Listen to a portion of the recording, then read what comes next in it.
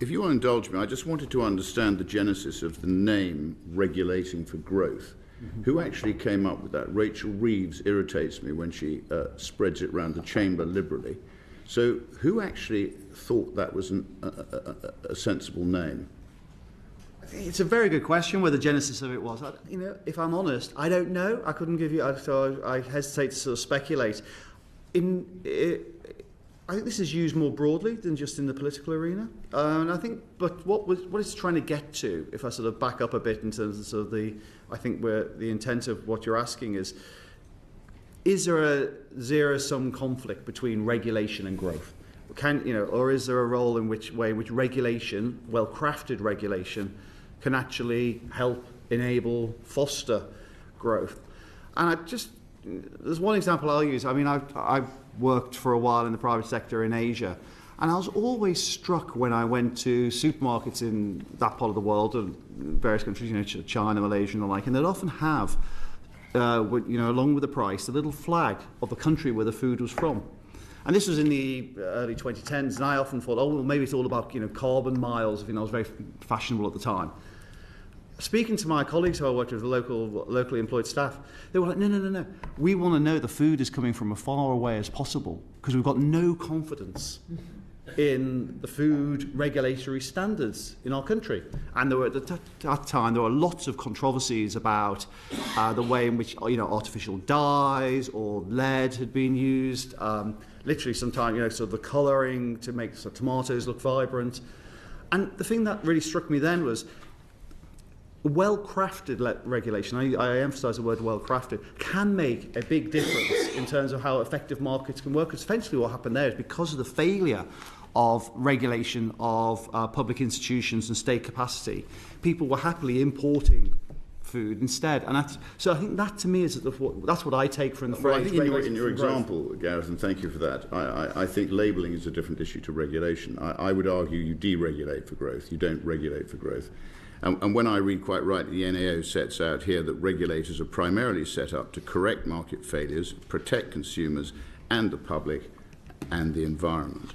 So aren't you asking, by talking about regulating for growth, aren't you asking leopards to be kind to their prey? Is that what you're trying to achieve? Yeah, I mean, let me come at this in another way. Look at some of the reforms that have happened to the CMA, the Competition and Markets Authority, over the last year.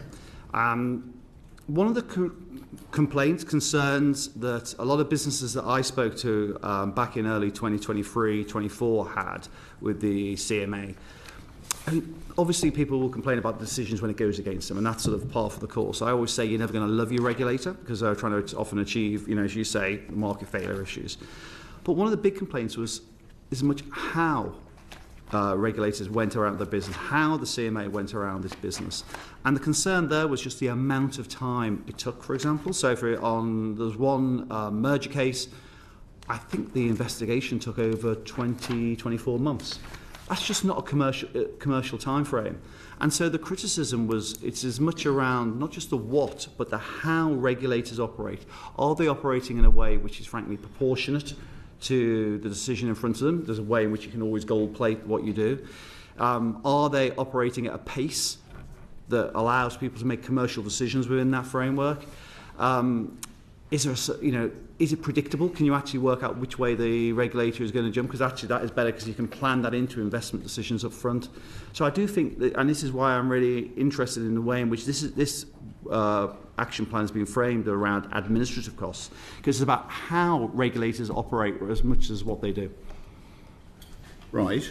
Okay. So, when I asked a question of the Secretary of State for Business and Trade about the number and proportion of senior civil servants in his department that have A, historic, and B, current directorships listed on Companies House, in July 23, there was one.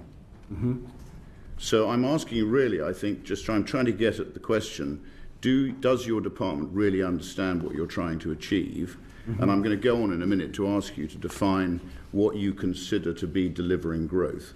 But let's just get at the heart of it. I mean, I'm not sure, I think by calling it regulating for growth, you've missed the point. I'm not sure your department is fit to be overseeing the delivery of growth.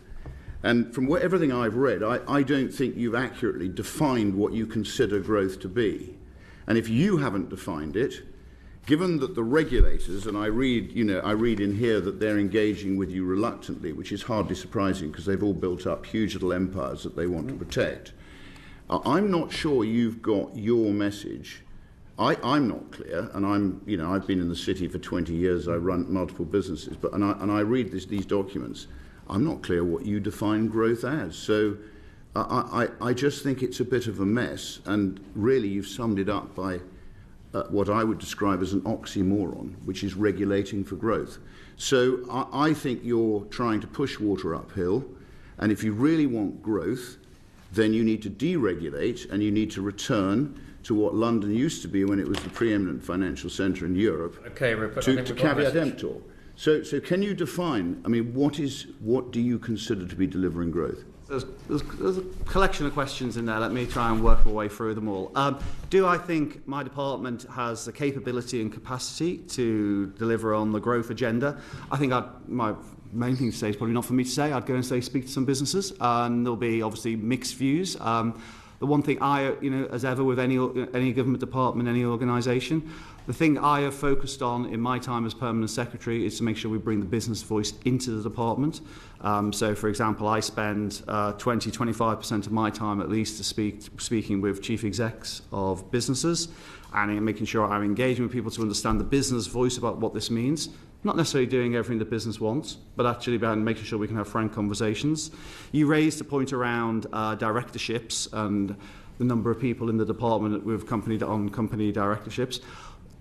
That doesn't surprise me because, frankly, there'll be conflicts of interest. So I'll be surprised if people were on company boards. I'm still not clear. How do you define economic growth? Sorry, I was just working my way through your questions. But if I look at the people in the department and their business experience, I haven't got the stats in front of me, but a significant number of people have significant amounts of business experience. So, for example, on my board, one of the director generals was at a major corporate law firm for 30 years. I spent the first 10 years of my career in the private sector, privatising businesses in Eastern Europe. I've worked in a major insurer in Asia for 2 years, AIA, working directly to Mark Tucker. We could go, I could go through the list just to give you a flavour of sort of the business experience. In terms of, how we define growth, and this brings into the broader Treasury definitions here. I have a very simple approach to this. What is the economic growth? It's growing GDP. We know the challenge facing our country. Since the financial crisis, growth has flatlined, frankly, when you unpick it. You can look at it in different ways. You can do GDP per head. You can look at productivity. You look at real household disposable incomes. Whichever way you cut it, performance has been poor. And certainly if you compare, say, the trends in the 20 years running up to the financial crisis compared to the 20 years afterwards, so for these we've been far higher. So the heart of this is what... For these regulators, what do they need to deliver for you that you will consider to be successful growth? They need to help... Because I'm not clear. They need to help their sectors flourish and grow. So if you look at, say, look at the work of the Civil Aviation Authority, which was led ably when I worked with the Department for Transport by Richard Moriarty.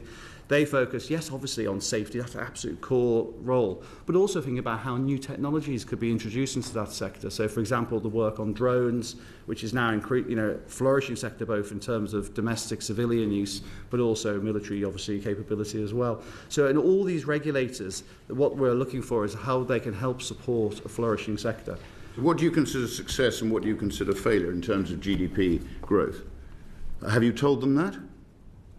In terms of quantified numbers? Yeah. No. What we are doing and working our way through. How do they judge whether they've been successful or not? What we are working our way through is the strategic steers and the growth guidance we'll be issuing regulator by regulator, so I'm making it specific. The challenge, what I think we have to do here is break down sort of the top level success, GDP, into what that means specifically in the individual regulator. Again, let me take the example of CAA.